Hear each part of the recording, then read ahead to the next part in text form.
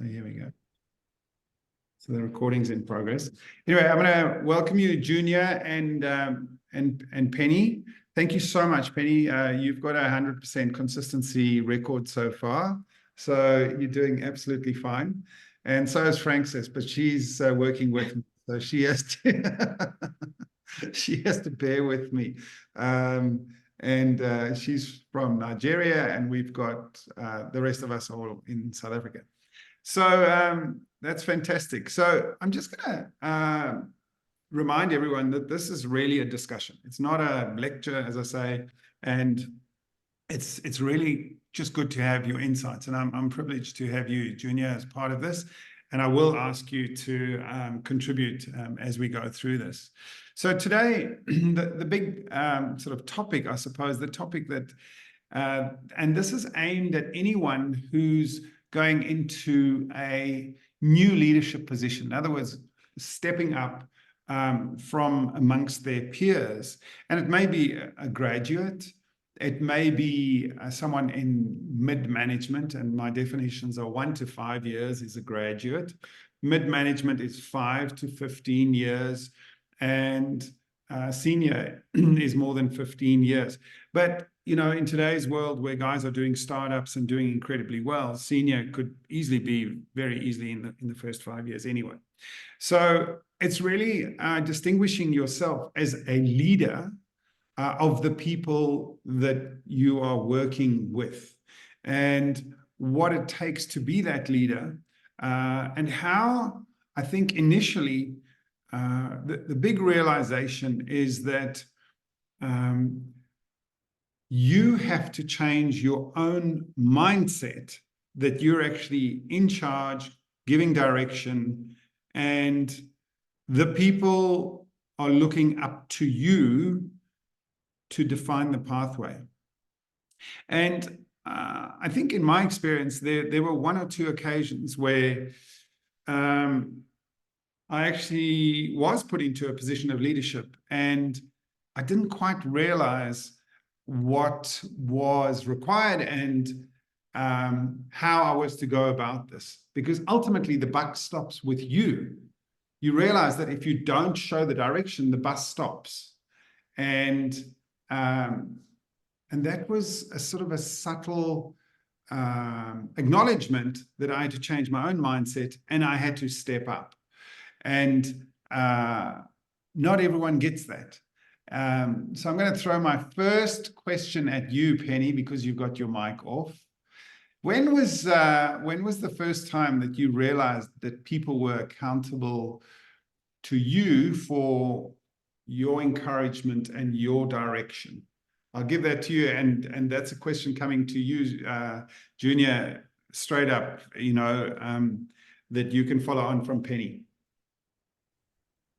So it was a couple of years ago. I was offered a position to run a real estate company on the north coast of KwaZulu-Natal, and I stepped into a position where I thought that I had a team of experienced people that I'd be leading, only to discover that I had a team of very inexperienced and non-qualified people.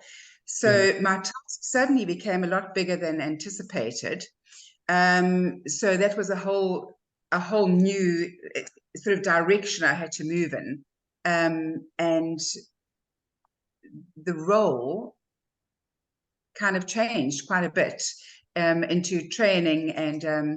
And what I did realize was that imparting knowledge and experience is always welcome to experienced people if it's done in the correct way. So I think that when you are imparting your knowledge or sharing knowledge or training, it must be done in a very humble way, and always to uplift people rather than to sort of dominate and say, it mustn't be an I thing. It must be a we thing. Right. Why don't we do this? Okay. And what I also realized is always ask people to do a task rather than tell people to do a task. I think there's a huge difference in that. Exactly. Thank you. Sure. Yeah, no, thank you, Pin. Those are good insights. Now, Junior, I think I'm going to rephrase my question a little bit to you, and that is, what do people go through sort of mentally or psychologically when sort of leadership is thrust upon them? How do they change gears to see themselves differently? Look, my way that I entered into like leadership management is in the mining industry. I came in what they called a learner official training scheme. So you were already told from day one that you started studying, you're going to be some form of leadership. Right. And that sets a whole different dynamic to like anybody else would have gone through, because other people don't go in there with a set, I'm going to be a leader, or I'm going to have a leadership position. My role was specifically designed to go into a leadership role eventually somewhere, and much faster than later. Now, doesn't matter the fact that you've been trained to do that, working up to that position, until you actually got to now make that decision about what needs to be done, or understand who's not doing what, who's opposing what's supposed to get done, it actually doesn't hit home. Right. Because most of the time is when we're dealing with an organization is there's already a system, there's already a set structure. Right. There's already something that's rolling. The only time that you actually interfere is when that system or something doesn't work. And then all of a sudden it's forced on you now to make a decision to change something around. So it is a bit from my context, that initial exposure to that became different because we were just following sets of instructions. We were redirecting instructions and then just localizing it for context because of how the system works. Now, I think in Penny's case is a total different system because, like she said, you're working unstructured. You don't necessarily have people who've all been trained up. In my case, everybody is highly structured, highly trained up, highly specifically skilled for a specific job. That's right. And that changes completely your perception of how you do and how you can do things. And then also, but the problem is because you're then coming into teams where people have been doing things for 20, 30 years, and they know they've got a limitation, they're not going to be promoted anywhere. They're going to stay stuck in that run. So if you're a driller, as we call them in the old language, in Vanagalon things, a machine boy, that's what you're going to do for 20, 30 years. Now, these people will never recognize their ability to actually have, but they have a cognitive ability. They were systematically turned into machines to drill a hole in a certain way and to do certain things in certain sequences. They weren't expected to think. Mm. So this cast a whole different dynamic onto it. I think it's only once I rose into the second or third level of management that all of a sudden you had this choice of, now I can actually make a decision and shit. Sorry to put it that way, but then you actually shit yourself because you were following a system up to then. And now all of a sudden you have to make a decision, and that accountability for what's a negative output, you can't blame it back onto the system. You can't blame it back to somebody's training, whatever. It actually comes back to your decision. Yeah. So now, that actually, if I can interrupt, the shift there is from operational to strategic thinking. Am I right? Yeah. Yeah. I think that is the biggest thing that people aren't aware of, because in a strict command and control system, you're actually never thinking that you're actually thinking strategically or have to think strategically. You're never actually prepared what strategy is. Yes, you do plan for variation and things like that, but you're still confined within the system and the limitations of the system. Yeah. So nothing prepares you for that strategy part of it, and thinking really, yes, you plan, because what you do, you sequentially plan out work on an established process, but you're actually never thinking strategically. Because if you consider some of these mines that I worked on, I was in control of 1,000 people, but I'm one of 12 guys because there's 12, 16,000 people in that mine site. Yeah. Okay. So you still, it's a bit of a different dynamic, but we're talking to us. Only once I left there and went into project work where the strategy comes in, and then it becomes an issue, and again, of imposter syndrome. Yeah. Can I really do it? You see, and that's where it gets a bit hairy at times. But until you actually start understanding that people are not there to be told how to do a job, but they're actually there, it's synergizing the jobs. And that's more of a thing. Okay, let me move on to the next one, because that probably defines where we're going now. As we have done in the last couple of presentations or discussions, we've chosen one topic perhaps out of the slide and drill down quite deeply into it. So the transition is, and this is the one that if we're speaking to younger leaders or more junior leaders, or entry-level leaders. My question there is around, and I'll come back to you, Penny, because I'm sure we'll keep going in circles like this. And Francis, I want you to put your hand up too. I'm going to ask you one or two questions as well. So how do you embrace that new identity? And I'm going to ask that question so you can think about it a little bit, but I think the bit that I'm going to add to this is as follows, and that is, if you are with your peers, there must have been a trigger for the organization or your leaders to recognize you as a potentially new leader. There must have been something that caught their eye or their attention or your performance to be promoted. And it's really, in sports terms, it may be a little bit easier to define, let me say. So, you know, I was a tennis pro many years ago, pro coach, but I did play a lot of really good tennis. And it was the actions that we took when we were playing the sport to get better and better and better. And when you achieved certain wins, and were consistent in your wins, you were recognized for your wins, and you know, on the basis of that, you got chosen for better teams, and you got chosen to be the captains of the teams, or whatever the case may be. So those are the triggers. But in business, if you're performing really well, it doesn't necessarily translate into the fact that you're going to be a good leader.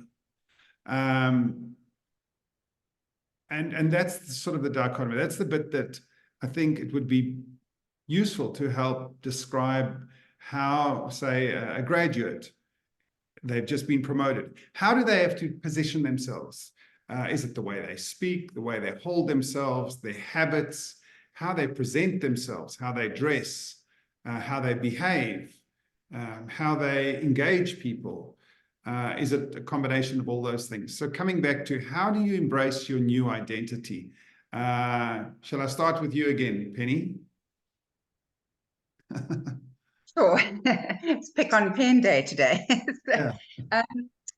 So when we use the word leader, I often think of it like this, and I say a leader shouldn't be in front. Okay. A leader, for me, you need to walk with your team, Right. not necessarily in front of your team.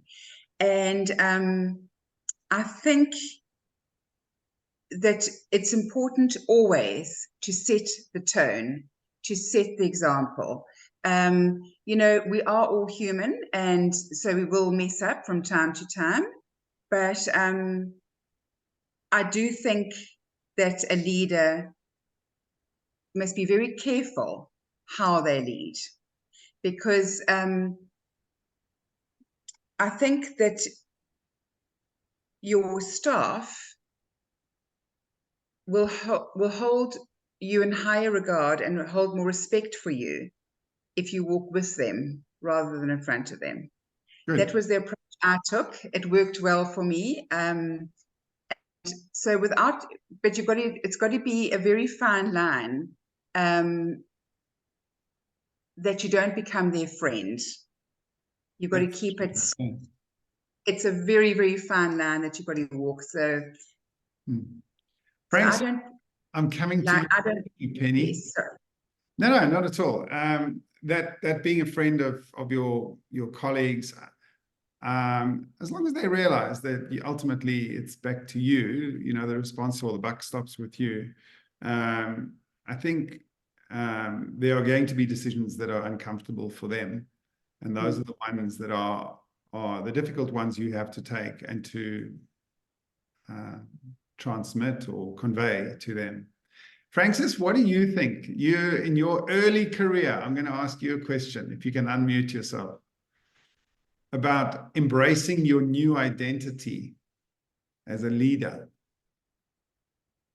Well, for me, I would say that embracing your new identity as a leader does not really mean, totally forgetting who you are, but it's just like an improvement on who you are and, stepping into your leadership role.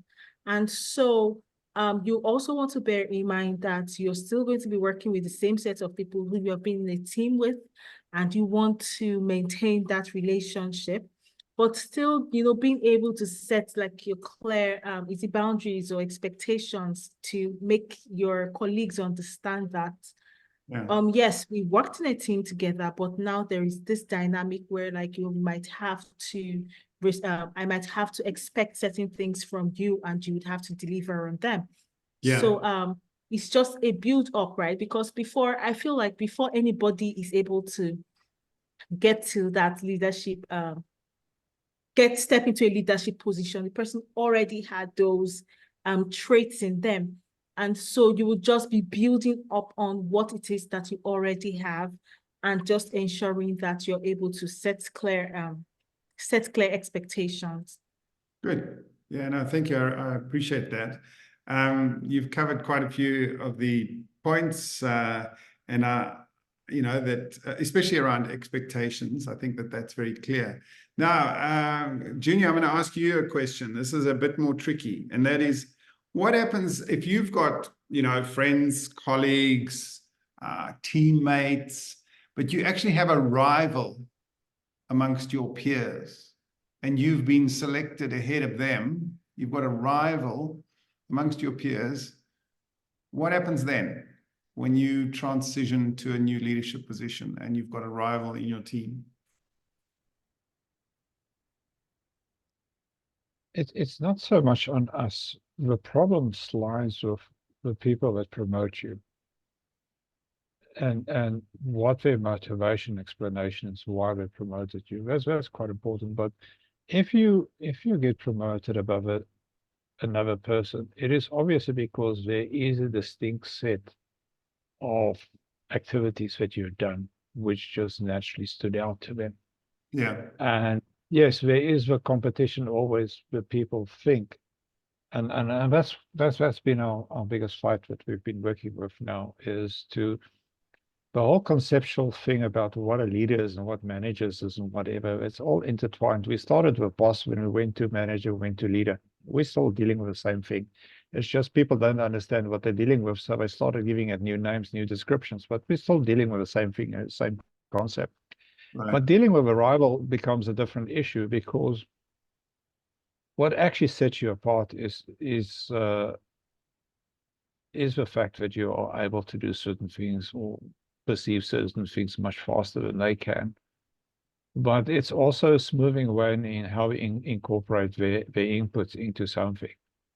And then it just simply comes down to a moment where you just have to put your foot down and say, hey, guy, we are here doing the same thing, but if you persist in doing this thing, I'm maybe going to turn into an ass and you're not going to like it.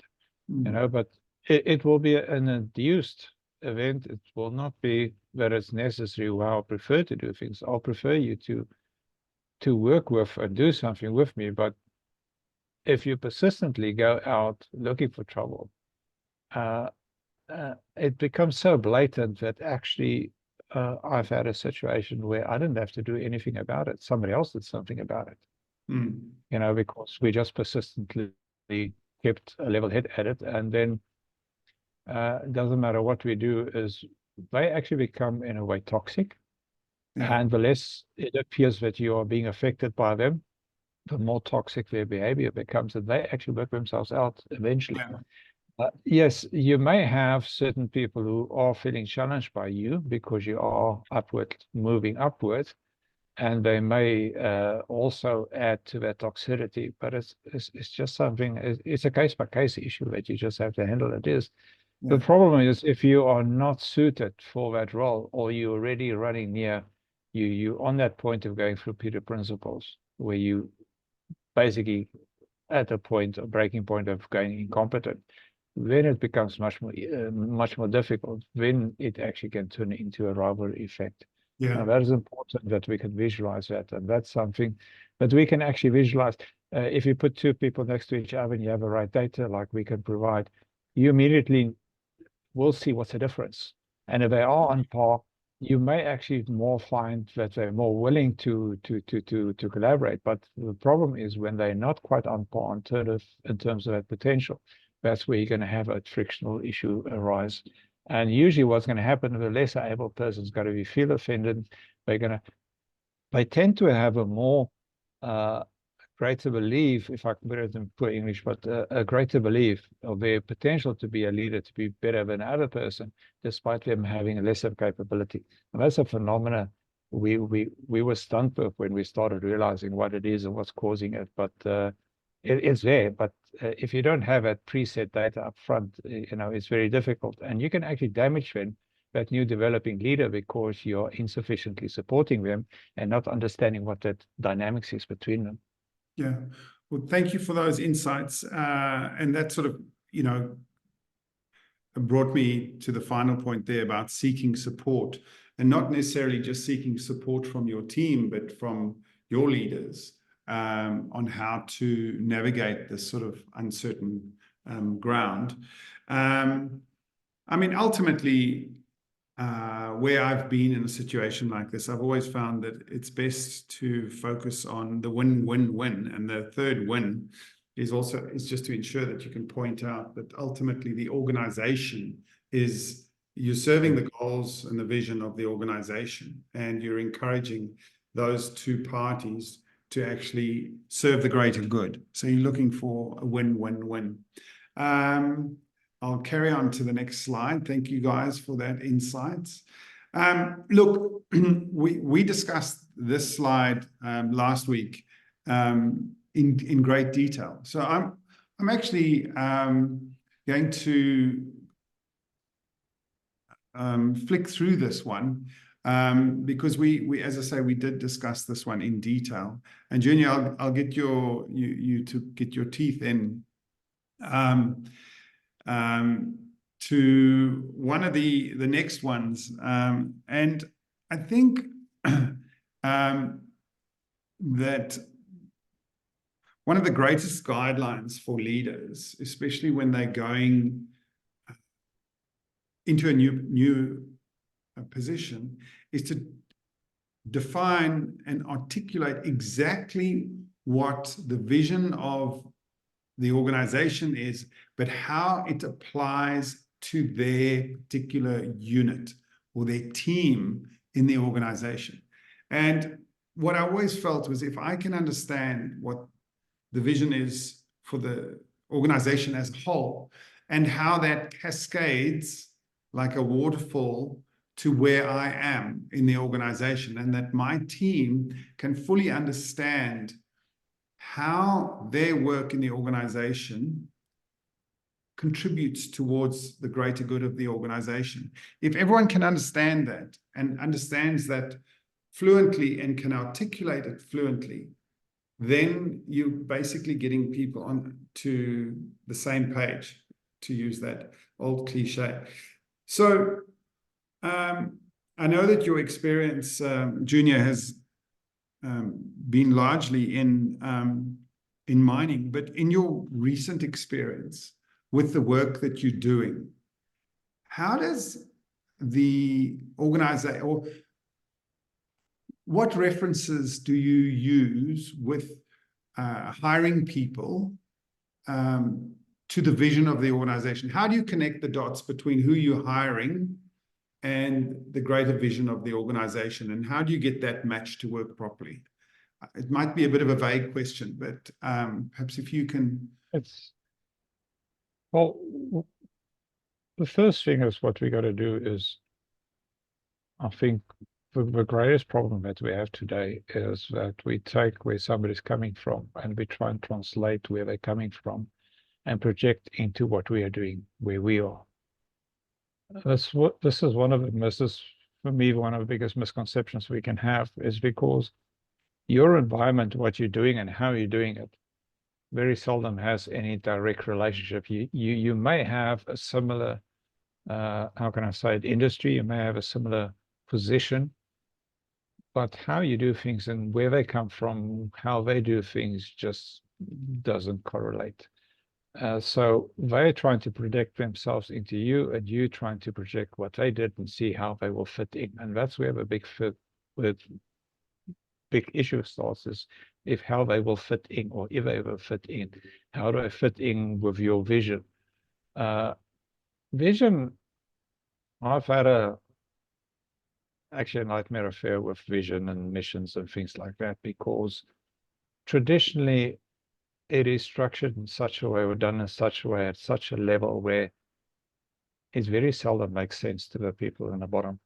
It doesn't translate directly into what they're doing. It's very difficult to encapsulate and to describe what they're doing. For instance, Anglo-American, they had a vision how to change certain things. By the time it hit us in the ground, the CEO had changed already and gone, and they're still trying to, and the new CEO was coming in and they're changing the vision again. How are we going to go about it? Yeah. So this is a very, very, very, how can I say it, a very difficult one to actually talk about. But the thing is, how to see that person they're going to come in. We got to go back to the talent issue, actually, to be quite honest with you, because the rest of it turns into mush, if I can put it that way. It's if a person has the ability to adapt to the complexity that you're dealing with. Can they adapt? Can they visualize? Can they actually conceptualize? What are their interests that they have, and what was the driving mechanism that brought them across? And that's what's quite important. So you got to get that correlation. It's going off the actual job descriptions, going off the actual job ad that you had given them, bringing them in. There is a different level that you need to go to. And the way to explore it, and that's what we've been trying to do, is to actually go back into where they are currently, what they're doing, explore how they're experiencing that space. And then how do you translate to change that experience for them if it's not a good experience? Because most people leave because it's not a good experience. They don't leave just for love of leaving. There is always a motivating driver, and there's a perception of what you're going to offer them. And that's part where the vision and how you approach the things are. That something may attract them, but there's something better. And I think that is finding the synergy between those 2 points, and then getting some authenticity into those conversations. But the thing is, to do that, if you're the person taking them on, you got to be really switched on to what you're experiencing yourself and what the reality conception is, what's happening on the ground. And that's unfortunately where a lot of people miss out. That's why you have a lot of people leave at 9 months. Then you have really good, talented people coming in. If you start looking at LinkedIn, a place like that, and on CVs, 15, 18 months they leave, because up to 12 months, they're very optimistic we're going to change things. Up to 13, 14 months, they start getting doubts. And then here from 15, 18 months, realization hit home, they're not going to change. So that vision they were fed and what they bought into is not correlating. And this is where we go back and we talk about Conway's Law. So Conway's Law is developed in the IT industry, where it basically said that the senior leadership will only approve something that they can understand and what they can conceptualize. So it's an unofficial language that's happening in an organization. So I'm bringing a project to you. I want to change this. I'm not going to bring it to you if I know outright from the start that you're going to reject it. So that becomes unofficial. What is allowed is going to be limited to what those people on top can do. And I think that's where the problem comes between vision and reality, is that what is visualized in broadcast and what the actual communication is happening at bottom.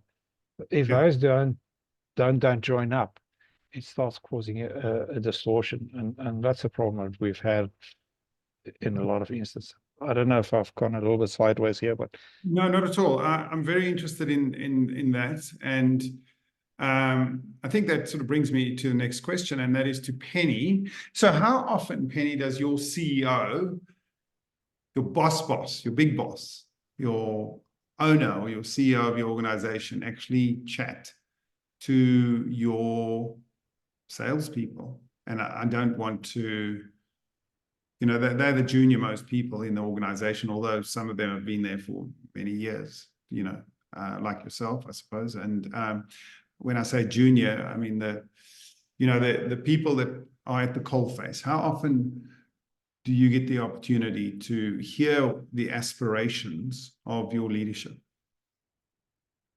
So obviously that now would vary from company to company. Currently, our CEO, the junior staff have absolutely no communication with him. Very, very, very. In fact, probably not ever. But obviously, it's a big corporate company, so it's kind of the pecking order, really. So you've kind of got to go through the ranks. So the junior staff won't have any communication. At what level would people start to have communication with senior management or leadership?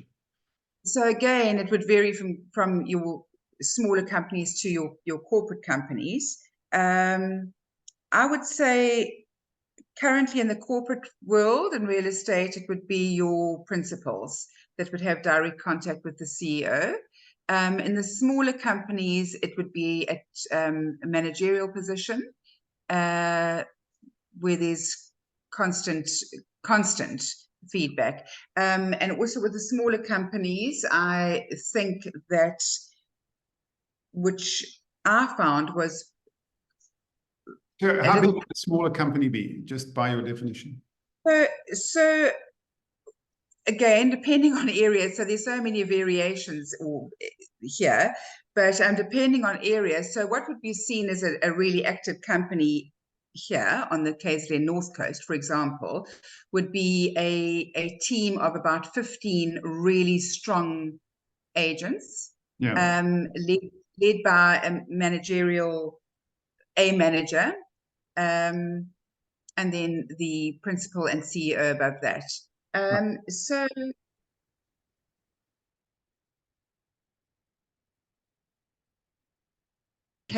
levels, because what I found quite problematic at times running the business was that often instead of an agent, when the CEO becomes too available to the junior staff, the path, they will sometimes skip you and go straight to CEO, and then there's breakdown in communication. I understand that. And that can become problematic.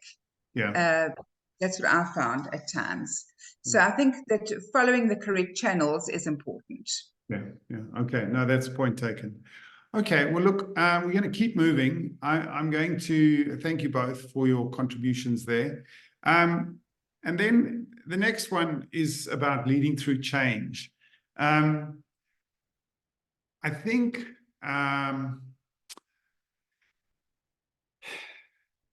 from the experience that I've had around leading through change, where there's a great deal of uncertainty in the whole organization, there's probably a heightened level of miscommunication or lack of communication. And sometimes the manager themselves or the leader is, I think I gave the example previously where not only was the CEO being replaced, but the board chair also changed at the same time. So this was quite tumultuous for any organization where the whole overall strategy and values of the organization were being redefined, were being perhaps adapted, and then the management or the new CEO came in and had to adapt his message, I suppose, to the board's message, which left us a lot in limbo. I think I alluded to the fact last time that it actually delayed my project by almost a year, because we were just in the dark. We didn't know the scope of the role that we were going to do. We didn't have the budget to do it. We didn't know, as I say, the parameters of where we were going and what we needed to do. So it caused a lot of uncertainty and disinformation and guesswork. So we just had to stick to what was happening right in front of us. We knew there was change. I was a new leader as well. I had to just declare, look, guys, I don't know what we're going to get from our leadership, our super senior leadership. So we've just got to do the best that we can with what we can control. And that revolved around improving our own communications, our own relationships, our own systems, our own processes, and building relationships in anticipation, with our stakeholders, building relationships in anticipation of what we suspected would be the pathway in future. So that level of confidence in really knowing the stakeholders, knowing the players in the game very, very well, and what we could expect from people around us was really important. And that was the way we supported the team, is to get really good at what we were anticipating we would have to do. So that's my experience around leading the team through change. Is there anyone who'd like to make a comment there? I'm going to just throw it all to all of you, leading through change. And we've got just a few more minutes, so I'll shoot through the next couple as well. Anyone want to add to that contribution? So I just want to say that people are often very afraid of change. People don't like change. And so immediately when you change something, there's kind of this resistance. And I think from a managerial point of view, you've got to be very careful how you manage that and encourage and be sure about the changes that you are going to implement, and explain to your team why these changes are going to be made and it's going to be beneficial for them, because change is always, always difficult. Yeah. Explaining why is so critical. Why are we doing this kind of thing? Yeah. And be very clear in your explanations, That's true. Yes. Thank you, Penny. Then I'm going to go, once again, we discussed this in our last slideshow or our last presentation. And I don't want to go into too much around this, but as I say, we'll have a copy of these and my notes that I will distribute afterwards. And then I think the point that I wanted to make around sustaining success was simply this, is that when you get to a certain level of efficiency, I wouldn't want to say comfort, but when things are cruising really well and you've got your business rollicking along, one of the most enjoyable exercises I found was sharing your success, not only with your team, but inviting other teams to come in and paying it forward to those teams. Now, I worked in capital fundraising, and we had colleagues and organizations that really admired our team for what we were doing and how we were going about it. And there was a genuine interest in asking us how we'd achieved what we had achieved. And there was the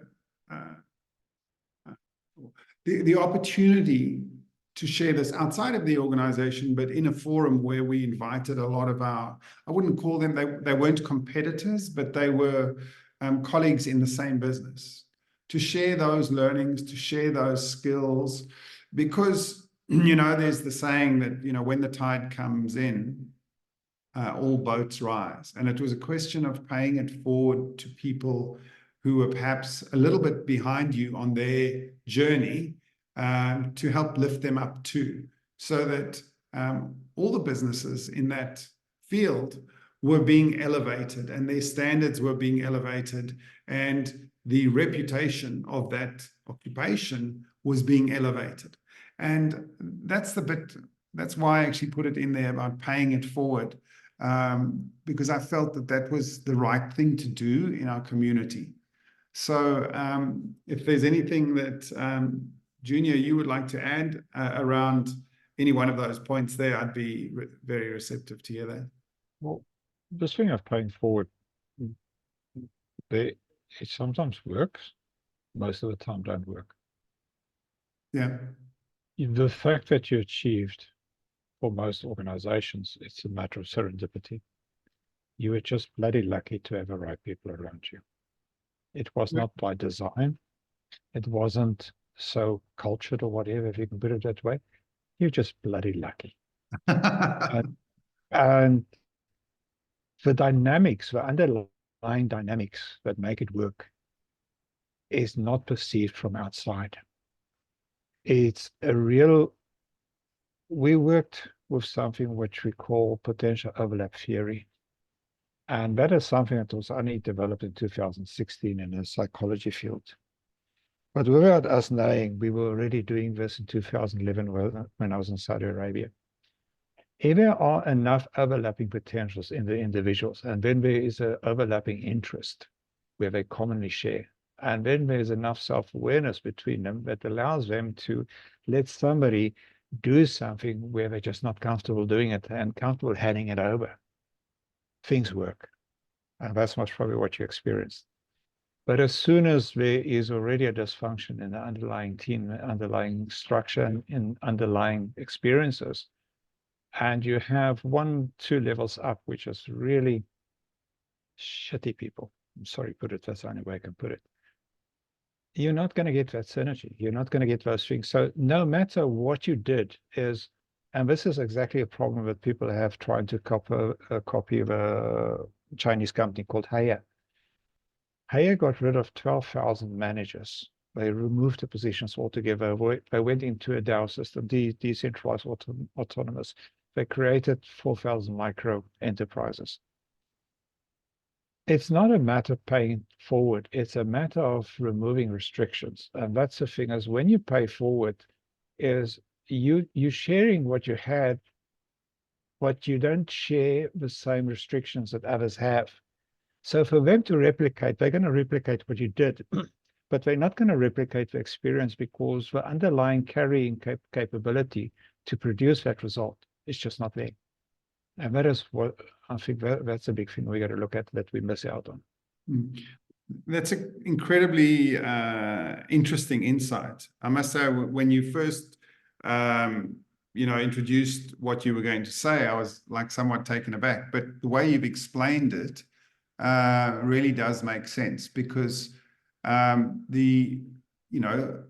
organizations might have greater restrictions, as you say, than the organization that I was part of. And those restrictions would have limited their capabilities to reach the same outcomes. Perhaps in retrospect, it might have been just a very good feel-good exercise to share some success, around where we were going. Look, guys, I'm going to just show the last slide, because this is, or the second last slide, because this is what we offer as our business. And I know that Penny's seen this, but for Junior's sake, I just wanted to,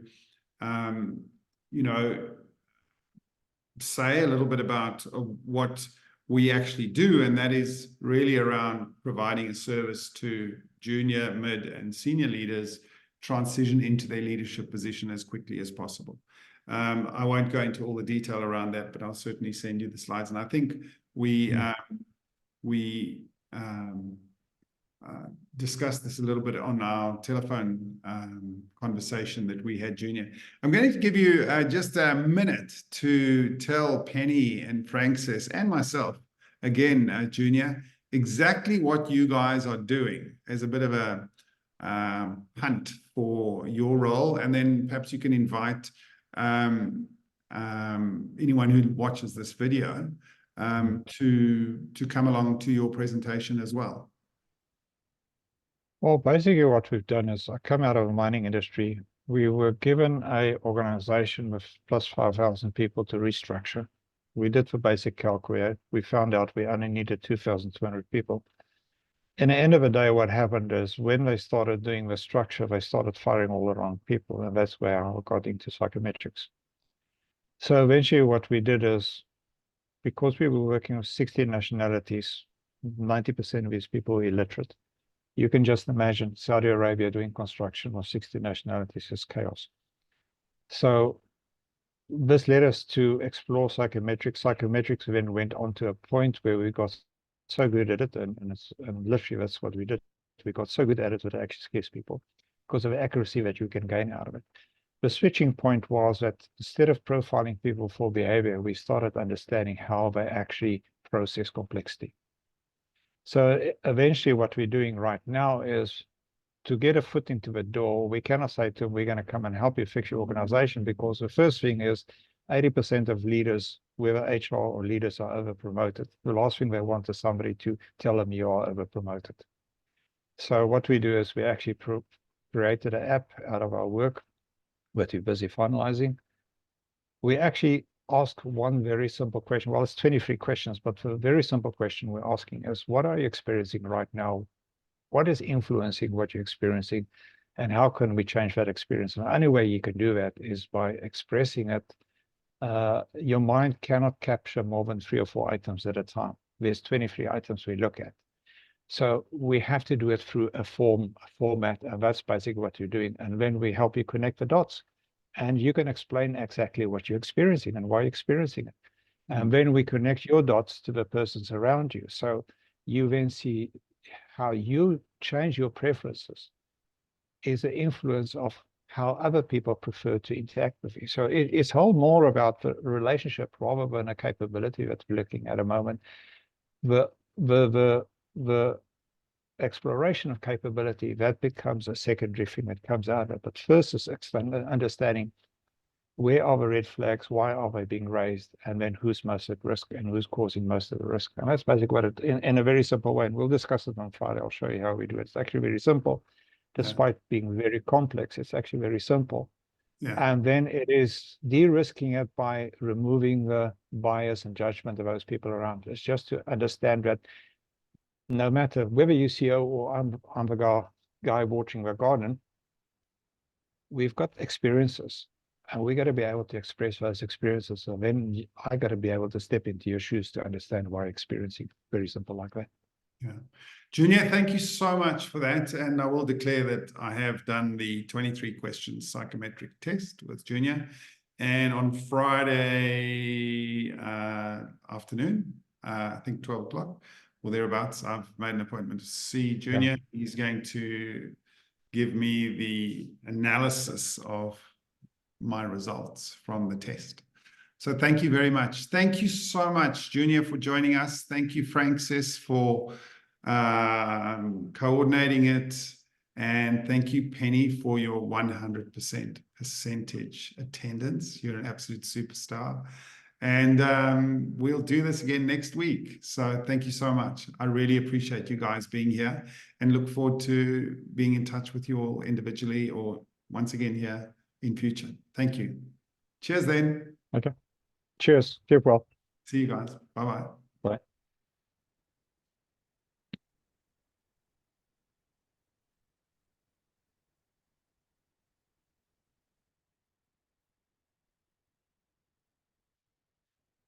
Thank you, Francis. I really appreciate it. All right. Let me just stop recording.